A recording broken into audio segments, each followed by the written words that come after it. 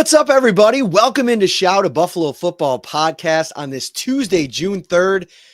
The Bills OTAs, we are in week 2. They wrapped up practice a couple hours ago. One open practice to the media per week of OTAs. This is the second week. Next week is the full mini camp where the Bills will probably go Tuesday, Wednesday, and Thursday. They went all 3 days last year. So we'll hopefully have shows after each one of those practices as well. A lot to dive into, Ryan, over the first couple weeks of rookie mini camp and then the first week of OTAs. Everybody's been asking on the insider chat, on the chat line in the live show, what's going on with Maxwell Haristson? Well, today was to me, the first sizable sample from Hairston where we could really dive in and talk about how he's making some progress. How are you, my friend? I'm doing great. Excited to kind of get into Hairston's day and so much more. So much more, a lot to get into. And this is a great time of year because Shout is brought to you by the National Comedy Center, in the nation's museum and national archive dedicated to the art of comedy. It's located right in Jamestown, New York. It is great for a daily drive. If you're within reach, Western New York, Central New York, wherever you're located, get out to the National Comedy Center today. Named Best New Museum in the Country by USA Today, one of Time Magazine's World Greatest Places. It's right in our backyard. Head out there. Ryan and I are still putting together our plan. When we have it, we'll get it to you. As a matter of fact, now that my little Disney trip is in the back burner, we can focus in on finding a date this month. We'll also, on our next episode, get you the date for our next live episode at Wingnuts. But get to the National Comedy Center, Ryan. It is a must hit on your vacation planner. Yeah, if you love comedy, there's something for everyone. What'd you say? I said, if you like comedy, there is something for everyone. There he is. Goose's hot takes over on YouTube said he's excited to talk a little OTAs, best time of Shout. We were a little late starting. He's like, come on, I can't be ripping hotel gym planks with no audio flowing. So our apologies. We're up and running now. We're going to get into all of this practice today. So before we get to Hairston versus Keon Coleman, which is how I headlined this episode, Hairston was on the field more today than the previous 2 times that I watched him out at practice. So what we have here is a big sample size working against multiple players. I saw him work against Khalil Shakir. I saw him matched up with Keon Coleman, obviously, Elijah Moore, Tyrell Shavers, multiple players throughout the day. And what that provides is an opportunity for a player to develop, get better. And that's the big kind of piece of this that I want to focus in on more so than any one singular rep, because they're not in pads. So everything that we take out of this day, I'm going to talk to you about the plays that happen, but I don't want there to be this rush to analyze the end result of the play. I think the biggest takeaway for me from today is that they're starting to put more on Maxwell Haristons's plate. His interactions with Tre'Davious White are obvious. Like, White came out today and said he's leaning into being a mentor. It's something that he got when he was a first-round draft pick in 2017, and that's going to be a key piece for Maxwell Haristson as he kind of builds over the course of the spring and into the summer. But a really good day for him, and that's like the baseline of where I want to start, in just that there's going to be these days where we see incremental, not only growth in terms of making plays, but also the comfort level for the first-round draft pick. And that's huge because you're counting on him to play a big role in this defense. You know, we know they brought in Trey White, they brought back Dane Jackson, but Max Hairston is supposed to be coming in here and playing significant reps as a rookie opposite Christian Benford. So the fact that they feel like he is getting more comfortable in this scheme is promising, getting more reps. And you named all the different players he went against. Those are different flavors too, because in the NFL, it's not one size fits all in terms of what you're defending against. So, you know, Keon Coleman, not the fastest guy, but the size aspect of it. How can you fare on 50-50 balls in scenarios like that? Elijah Moore is your speedster. Khalil Shakir is your more polished receiver. So it's something different, and that allows him to kind of work on the different types of receivers he's going to see on a weekly basis here in the NFL. All right, so here's the big ticket play from the day, and it's a bit controversial, Ryan, because there's where we're set up, this was on the far field. So there's two fields in the outside of the field house. The closer one to the doors is the one they're usually on. They were on the far field doing team drills today. So there were media in the one end zone, on one side of the sideline here, on one side of the sideline here. That's where I was standing with Joe Biscaglia, Elena Getzenberg from ESPN. And Maxwell Haristson, Keon Coleman, one-on-one down the left sideline. The play ended up happening almost right in front of us. And what I saw on the play, and this is no shade at anybody else. Listen, we don't have the benefit of replay. So like we can't go to the tape and figure out, okay, this is exactly what happened. But from my vantage point, it looked like Maxwell Haristson adjusted early in the route, shrunk the gap between him and Keon Coleman by the time they got into the deep part of the route. Mitch Trubisky noticed Keon Coleman breaking free early, put out the deep ball, but by the time the ball even came into a catchable situation, Hairston had closed the gap from my vantage point. And what had happened at the catch point is Hairston was so fast that he came blazing into the play, and I thought hit the ball. Now, Sal Capaccio, Alex Brasky said that Coleman burned past. Maybe I caught up late in the route, and maybe he had burned past him. I'm not sure. And they said it was a Keon Coleman drop. I did not see the ball hit Keon Coleman's hands, but either way, a lot at play here. Number one, at least at one part of the route, there was some separation from Coleman. That's like one of the big buzzwords of the offseason, right? Can Keon Coleman find a way to get more separation in year two? Well, I felt like he had it, not only on that play, but on another play we'll talk about a little bit later on. So that's one piece. But then you see the reactionary speed. Okay, maybe Max Hairston's not in a great spot early on in the rep, but he recovers. And no matter what ended up happening on the play, Hairston got himself back into the play and at least was in the neighborhood at the catch point, which I think was a huge piece of it. So a really good rep, I think, for both guys, at least parts of the rep. And that's what you want to see. These two guys battling. There was another couple of them back and forth that we'll talk about in a minute. Yeah, and that's just it. You can't teach that 4.28 speed that we've talked about. That allows the recovery time if he does get beaten off the line or if someone gets a step on him. And that sounds like exactly what happened today. So once we get into this on a more regular basis, you're hoping that he's not getting maybe beaten. And we're not saying that's the case in this case. But that he has the ability to catch up on plays. Unless a quarterback throws a perfect pass, Hairston in that speed can come in and close and make a play on the ball like you saw today and Joe B.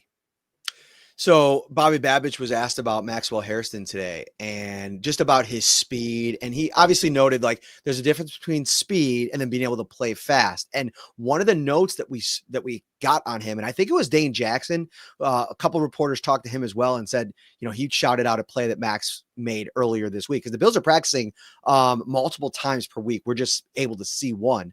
And what Bobby Babich added was, I think we're starting to see Max is playing faster and utilizing his speed because his processing is starting to slow down a little bit in the event that he's grasping what we are throwing at him, which is a huge, I think, development. Yeah. When we talked about the first day, like coaches coaching him up, like being out of position on certain plays, like that's to be expected as you go through your first couple of practices. He was also asked about Dorian Strong, Babich was, and he said he's in the process of unlearning the Virginia Tech defense and learning the Bills defense. And like, that's something that we overlook so much, like habits, like how things are called that you spent 4 years at a college sometimes. And there's certain ways that your coaches talk to you and how they implement things and how they game plan. You almost have to unlearn all of that, which I never heard a coach really say it that way, and then start to teach yourself new lessons. Max Harrison's still very, very much in the early part of relearning a very challenging first year scheme. Yeah, it's for all rookies. It's so difficult to come in and learn new terminology. Sometimes your scheme fit. We've seen if you play more man and you go to a team that plays zone, there's a lot to it. And these are players that they get the playbook shortly after they're drafted, but you need to put it into action. And there's limited reps over the summer months. Then you get to training camp and expectations get very high. So this is very tough for some of these rookies to kind of come in and unlearn what they had in college and what this new terminology is, their responsibilities, so on and so forth. Before we get into some more plays, I want to make sure that everybody knows who was there, who wasn't there today. So Josh Allen, off of his big nuptials this past weekend, obviously not in attendance. I'm sure he has some family matters to attend to. I'd imagine honeymoon, all those kinds of things. The pictures that were published by People Magazine, it looked like a beautiful wedding. It looked like Gabe Davis was in attendance. Yeah, Gabe Davis seemed to be spotted in a photo. A lot of current Bills players, obviously, as well. Larry David, randomly enough. So quite a cast and crew there. Guess who I ran into at former Bills player I ran into at Disney. Doesn't play for the Bills anymore. I'll give you 3 guesses. How long ago did he stop playing for the Bills? That'll give it away. Good try, though. Eric Wood. Ooh, that would be a good one. No. But that'd be a good no. Position, you're really hot. Oh, okay. Oh, Mitch Morse. There it is. Ding, ding, ding. I ran into Mitch Morse, his beautiful family. They're doing well, enjoying retirement. I got to say, Morse killed it. Did you watch him on Good Morning Football? Yeah, he did a great job. He was awesome. Like, I'm really hoping. I did not talk any football with him. He was with his family. I was with my wife. We had our shirts on that said celebrating 15 years. And so just shared a quick hug and how you doing and congratulations and all that. But he seems to be doing well. That was cool, though. Like, I feel like, so I ran into him. And it's funny you should say Eric Wood, because I ran into Eric Wood at Disney World 3 years ago. Same kind of thing. Just I think Eric's probably been golfing a lot, so I just kind of threw that one out in the dark. But that's pretty good. You were close. Yeah. Anyway, just throwing that in there. Let's get back to the plays. So, Josh Allen, not there. James Cook still not at OTAs. Right. Here's the list of not participating but seen. Okay, so Spencer Brown, DeMar Hamlin, Cam Lewis, or Balin Spector, and Joey Bosa, all Balin there. Spector? Not participating. Balin Spector, man. What? Yeah, dude. Like, this is bad, right? Like every year. And I don't want to make light or make fun, but because it's serious injury issues here. Like, we're at a point now where I don't know how much more this is going to be palpable on the Bills side to continue to have him be a part of a room where if he makes the team, like, you're relying upon him. He's probably Terrell Bernard's top backup. He's one of your top special teams guys. Like, this is something that they're going to have to try to figure out. Yeah, it's worrisome. And, I've done some different podcasts, and I've said linebacker is still a position that worries me in terms of the overall depth. They love Dorian Williams and what he brings behind the 2 starters. But then you're counting on Andreessen to step up, Eddie Lafoscio to step up, and you really can't count on Balin Spector right now. So what is going to be the answer if you need more potential depth at that position? Did not see Cam Lewis today at all, so he was not in attendance, maybe dealing with something. Taron Johnson, update on him. He told the Buffalo News today after practice that he had torn his labrum during the season last year, and he had off-season surgery. He's in a red non-contact jersey, still dealing with that. Josh Palmer started practice, going through individual drills, tweaked something. Nobody really knows what it was. He left, went into the field house, returned about 5 to 10 minutes later, and just watched the rest of practice, so didn't participate. So that's a little bit of update attendance-wise. All right, let's get back to the play. So Hairston, like I mentioned, was on the field for a bunch of plays. I noted one rep where he was working against Elijah Moore, where he completely erased Moore from the play. And now it was one-on-one coverage, man coverage, speed versus speed. And you never know the design of the play. Maybe Moore was running a deep pattern to open up something. We don't know all of that part of it. But in terms of like fundamentals, footwork, change of direction, I thought Hairston was absolutely locked in on that play. And that's a big-time play against Moore, who's continuing. He did make a play today. We'll talk about that later on. And when I asked Trey White about Keon Coleman, I'm working on a story this week about him. He had some really nice things to say about Coleman, but he also threw Moore in there as somebody that really is a change of pace, as somebody that's really difficult for defensive backs to deal with, especially the different flavors. You have the bigger bodied contested catch guy in Coleman, and then the twitchy, fast, great route runner in Elijah Moore, who's known for his ability to separate and really have some nuance in his route running. that's a big addition. And I think for Hairston to have a rep like that, you get that back in the film room. And that's something you're going to talk about with your DBs coach, with the defensive coordinators, and obviously Sean McDermott, who I will say, it wasn't all roses for Hairston today. There were teachable learning moments. At one point, I think Sean was talking to him off to the side. Jamil Adai critical at times. Like, they're coaching him up out there, but that's what you want to see. Like, he's going to have some wins, some losses. You take it to the film room, you correct all that stuff, and then you see how it goes on the next day. From everything that everybody's saying and just the general vibes, it seems like Max Hairston is showing growth day over day, which I think is important. And a part of growth is losing some battles. And like you said, checking out the tape the next day. What can I do better in this scenario? How can I improve upon it the next time I face off with that player or see a play? Recognition when you start, going into 11 on 11s. There's a lot to it. Real quick on Elijah Moore, though. Don't want to get too high on him. As you mentioned, you're not in pads yet, anything else, but his speed, there's a lot to like about him in this offense. We already talked ad nauseum about the former quarterbacks he's had to play with in this league, but this is a player that had a very high pre-draft grade coming into this league and has just kind of been hit with a who's that at quarterback instead of a who's who. And now you get him that Josh Allen QB and give him the ability to show off his speed and twitchiness, as you mentioned. I do think come training camp, there's a good chance once they're in pads, he can really take off and separate himself and quickly become a lock on this roster. Yeah, and I think like his versatility is almost unlike anybody else's on the roster, right? Like he has to me, he's another swing in the Curtis Samuel realm of somebody that could play all three spots, but really could play all three spots at a high level to the point where when he's on the field, you have to figure out how the Bills are aligning their receivers. And one of the things that Joe Brady said today that really stuck out to me was it being on him to better position because, Shakir's so good in the slot. You almost don't want to get him out of that role, but creativity is important for an offensive coordinator. Sometimes you got to line Khalil Shakir out on the outside, and maybe that puts Keon Coleman in the slot or an Elijah Moore or Curtis Samuel into the slot, which then could put a little bit more stress on a defense trying to figure out how to manage things and putting your defense in the correct alignment to defend the kind of creativity that I think Brian Daboll, to me, did it the best of all three offensive coordinators in terms of utilizing personnel, mixing and matching and putting defenses in a bind. I don't think Brady's that far off, but I think that's the next step in his evolution is twofold. I talked about it with Danger and Battaglia today. Number one, finding a way to maximize Keon Coleman in year two and help him break out and be consistent.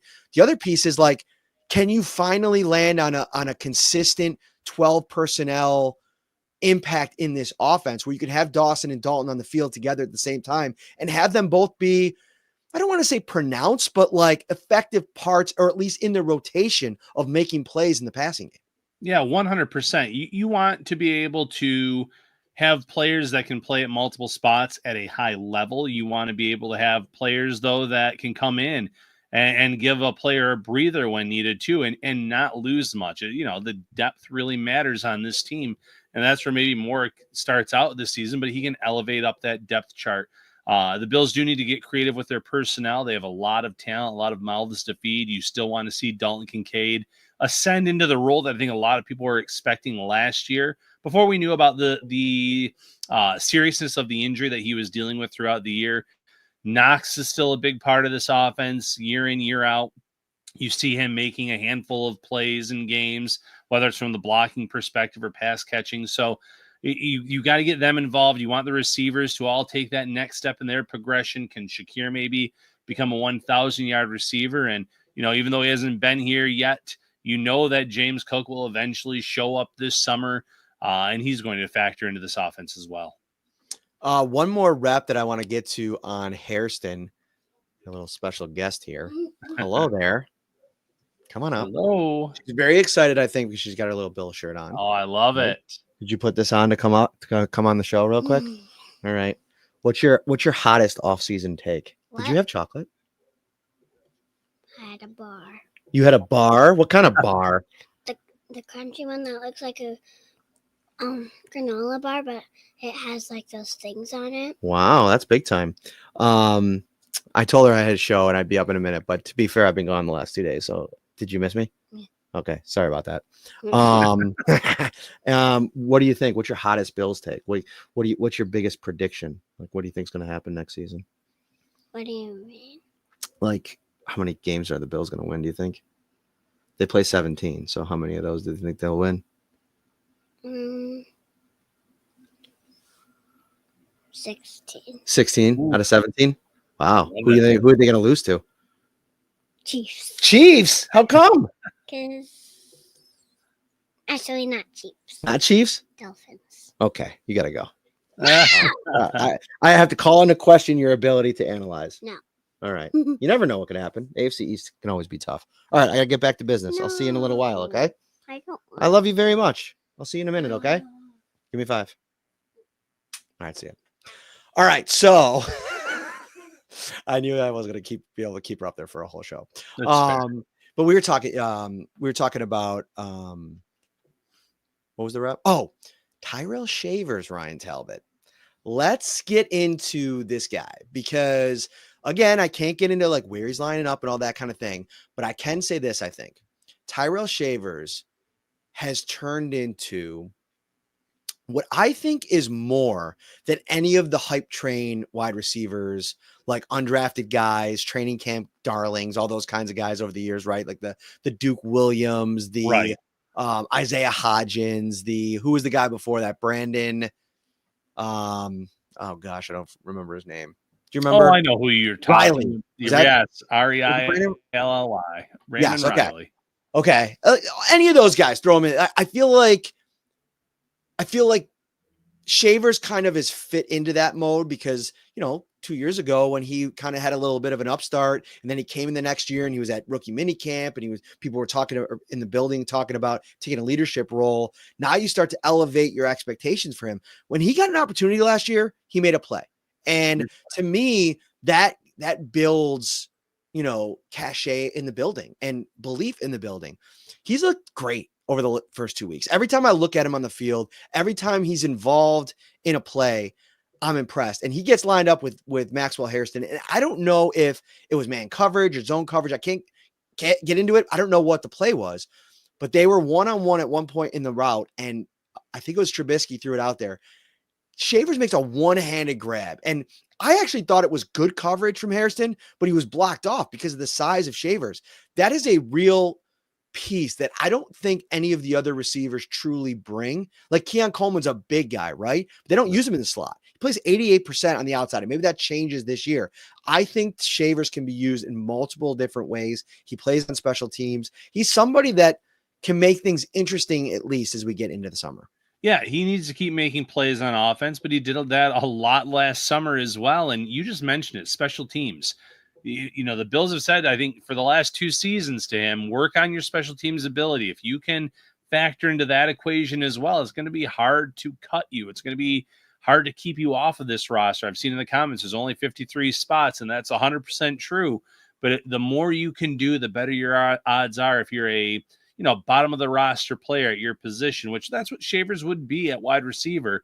Not saying the talent's not there, but he'd have to move up the ranks, so to speak. So Shavers making some plays in the pass catching game. As long as he can do that this summer and improve on special teams or stand out, that's going to help him a lot. Back to Coleman for a second, because I thought it was like, another strong practice. I noticed during individual drills, if you want to just talk about his growth and level of comfort, I talked to him after practice too. That story will be out either later this week or maybe early next week at the latest.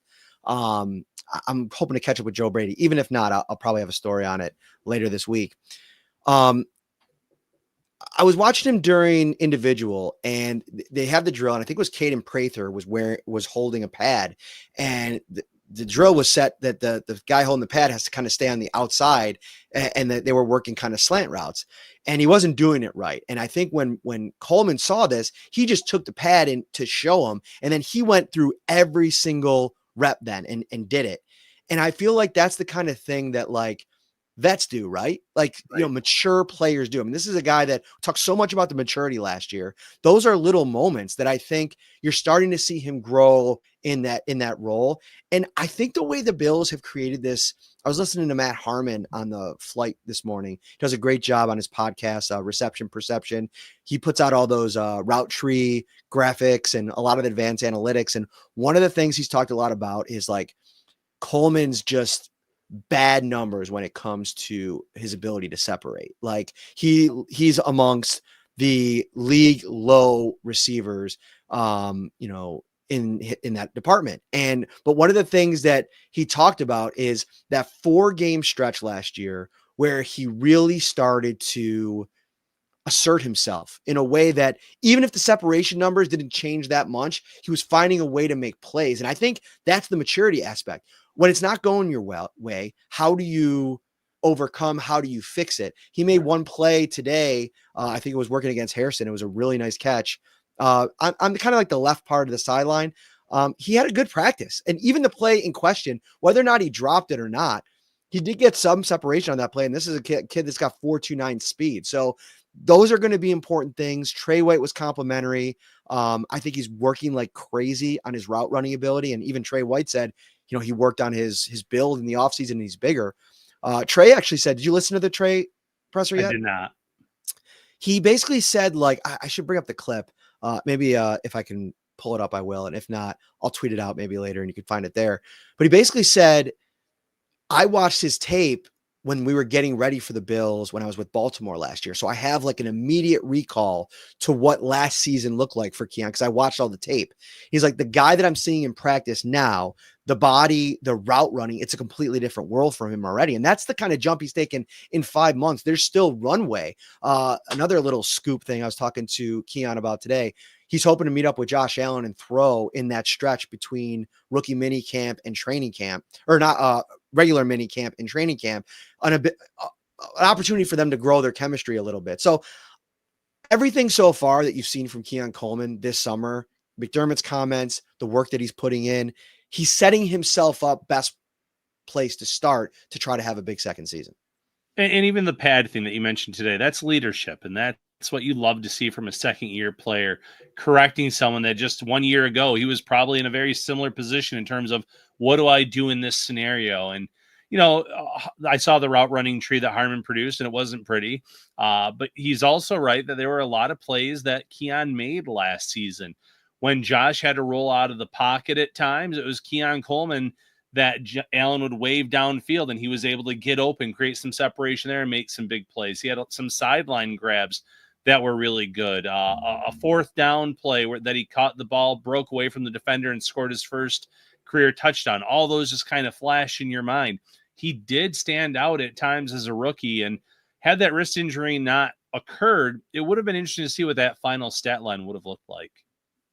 If you're watching on YouTube, thank you so much for joining us on this early Tuesday evening. Smash that like button, hit the subscribe button as well. And then if you got your phone next to you, you got your calendar, just look through there over the next couple of weeks, see if you have any open nights, weekday or weekend. And then I want you to take a pencil out, write down on a piece of paper, National Comedy Center. Get out to the Comedy Center today. Ryan, this place has got acts coming in there all the time. This is a museum experience like no other. Unbelievable experiences there. The Johnny Carson immersive experience, a virtual museum tour if you want to check it out online ahead of time to see what it's like. And they even have some prints. Yeah, the concept art from Pixar's Inside Out 2 there as well. So if you have some young kids, you can bring them along as well. It completely reimagines the museum experience with interactive exhibits and technology that personalize the experience for each visitor. Museum surrounds you with the best stand-up, sketch, improv, movie, and TV comedy, all things that make you laugh. Head out to the Comedy Center today and let us know if you do make your jaunt out there, how the day went. All right, Ryan, where do you want to go next? Maybe Dorian Williams here? Yeah, let's talk a little Dorian Williams. Because to me, one of my biggest questions going into training camp, I think, is going to be how the Bills deploy their linebackers. Because you have Matt Milano, who you have penciled in as the starter next to Terrell Bernard, but he's not getting any younger. Obviously, availability, even late last season where he was kind of getting nicked up a little bit and you were worried maybe about his ability to stay healthy down the stretch. That's something that I think you could preserve if you're willing to integrate Dorian Williams, even when Milano's healthy. And how you can do that, two different ways. You can get a rotation going with them, those two. Maybe you can cross-train either Dorian Williams or a veteran Matt Milano to play some Mike linebacker, maybe take Terrell Bernard off the field at times. Taron Johnson, we talked about him earlier in the show, not getting any younger, dealing with injury, very tough, plays through it a lot of the time. But if you can limit the wear and tear on some of these aging veterans, I think a young player like Dorian Williams, who had a great day today, listen, no pads, which is the strength of his game. I mean, if he could blow something up and hit somebody, that's to me where Dorian Williams is at his best. But play recognition, blowing up run plays, getting in the backfield. There was a sack that would have been a sack, but guys are kind of pulling up. It was a great quarterback play by any stretch today. They missed Josh Allen out there for sure. But Dorian Williams with a would-be sack, Dorian Williams with a pass breakup in coverage. If there was no Matt Milano, say the Bills moved on from Matt Milano this offseason for whatever reason, take money out. I'm not saying it's realistic. I'm saying hypothetically. And you were going into the season with Bernard and Williams as your two starting linebackers. I'd probably have Williams at the top of my list in terms of like breakout candidates. That's how high I am on him.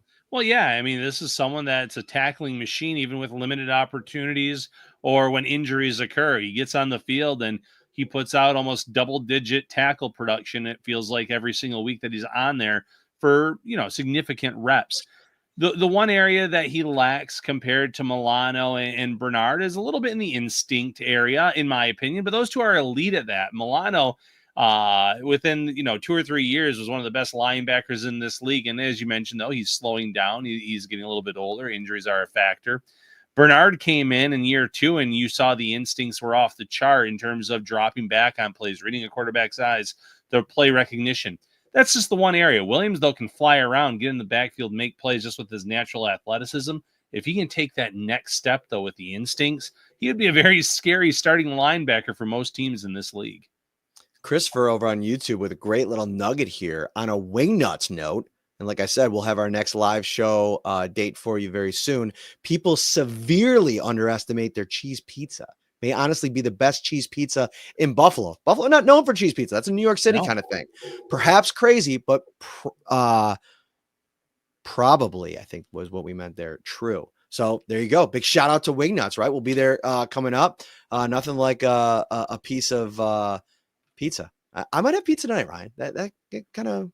I could eat pizza every day. I love pizza, and people have actually raved to me about their, I think it's Dead Flour or something like that, pizza, and a few other kinds too. So interesting for sure. I usually get the wings there, but maybe I'll have to get a pizza next time. If you want to know everything about OTAs practice before we ever go live, you want to become a Shout Buffalo Bills insider, 716-528-6727. That's the number to text to sign up for a 2-week free trial, or go to joinsubtext.com/Shout Buffalo Bills. Get yourself the 2-week free trial. You get all the coverage of minicamp next week and beyond. I'm writing a Keon Coleman story, more that I learned today. And if I'm able to catch up with Joe Brady, I'm going to dump all of that into the insider text line before I write the story. So you'll get it there first. Last big observation on the day. A lot of people asking about the defensive linemen. The only semi nugget that I have is I thought this was a day where I noticed Javon Solomon get off, ability to get into the backfield. The defensive line, it almost felt like instructions were pull up at all costs. So it's hard to really evaluate, right? There could have been sacks. The quarterbacks were holding on to the ball. I think there was probably plays that could have been, were out there to be made, and just the quarterbacks weren't seeing them or moving fast enough or diagnosing fast enough. And that is what it is. So I want to give a special shout out to Javon Solomon, because I thought that without pads, at least, I thought he was working pretty well. No Spencer Brown out there today. So Ryan Vandermark got some work. Again, we'll get more into the line play when we get to training camp and the pads come on. Last one is Dalton Kincaid. Another really solid practice. I think more so than the catches, I think he had 2 or 3, was the way that he's moving. And that to me is over the course of the next 6 to 8 weeks, as we get through mini camp and then into training camp, that is to something that I'm going to be watching very closely, is how is he moving? How is he getting in and out of his breaks? How is he cutting? He slipped during 7-on-7 drill, but it looked like he was a little off balance. Somebody kind of pushed him down. After that, I mean, the footwork was great. The movement was great. The route running was great. Had a big time catch from Trubisky at one point in practice. Really nice day for Dalton Kincaid. And that's what you love to hear right now, because you knew the game was going to slow down for him in year two, but you didn't see the results. And he had a record-breaking rookie year in terms of Bills production at that position. So expectations were through the roof. I think he's going to have a really nice season this year. I believe it was PFF put out their tight end rankings for this year, and they had Kincaid at 10. So they're expecting big things out of this player in year three. And flipping over to the other side, Solomon made some plays last year late in the season. He had a few sacks. He had a few would-be sacks they just, failed to wrap up on. The athleticism is there, and if he continues to ascend, maybe he makes some or takes advantage of Bosa's injury. If the Bills are slow to bring him back at training camp or ease him in, he can make some plays in training camp. That's going to help his cause. And then obviously in season, there's some suspensions for the Bills to deal with on that defensive line. So Solomon could possibly factor in the regular season as well. How many steps do you think I did at Disney World yesterday? You guys looked like you were hauling it because Epcot 8 a.m. to 1:45, and then Magic Kingdom till about 10:15, 10:30. 16,000 times 2, my friend. 32. Woo. Listen, I saw you sitting down having some hibachi and the Viking breakfast, so I thought maybe there wasn't as many steps. But you eat and run, Talbot. You eat and run. You take a slug, and then you get back out there. Right? You got to get back in the game. A lot of mileage. I think it ended up being, how many miles did we end up going? I think it was like 15 or 16 miles that we walked. It was pretty intense. I was going to guess 30,000. I'm like, yeah, that sounds a little ridiculous, but it was not. Christopher on YouTube says his hottest take, or hotter take than my last one. The best ride at Disney is the Hall of Presidents.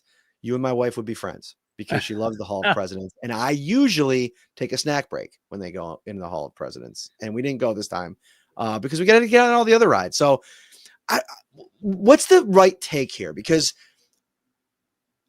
I'm a thrill-seeking ride kind of person at these kind of parks, whereas a lot of people are like, oh, I'm in for like an educational side, area. Like, let me go into the Hall of Presidents and read all the placards and learn a little bit of something. That's not really my vibe at these things. Where do you fall? I fall on, like, after you've been walking for a long, long time, it's nice to maybe ease that in a little bit. Or maybe get on the Toy Story ride where you're sitting down and you're shooting. I don't want to talk about who won that between you and the missus, but rides like that mixed in, I think, are good because you're always up and moving when you're at Disney. All right, everybody. Ryan hit really close to home there. I don't want to get into the Toy Story Buzz Lightyear shooting gun game. The results are under review as we speak. I wrote a strongly worded letter to the league office, and we'll hear back on that. The final result is questionable. We'll see how it comes back. I love it. All right, that'll do it for this episode. Get to the Jamestown National Comedy Center. It is an absolute blast. Let us know if you go. We'd like to hear all about it. We'll share a story. We'll share a picture on the live show, whatever it is. We'll have one more show this week as we prep you up for mini camp. If you haven't watched my interview with Sean McDermott from last week, go back and check that out. I thought it was a great 26 minutes. And for Ryan Talbot, I'm Matt Parrino. But before we go, final word, Talbot. I'm going to give it to you. Yeah, final word. Keep it locked in here. Become an insider. Business is about to pick up, as Jim Ross would say. Nice. All right, everybody. Enjoy your week. Take care.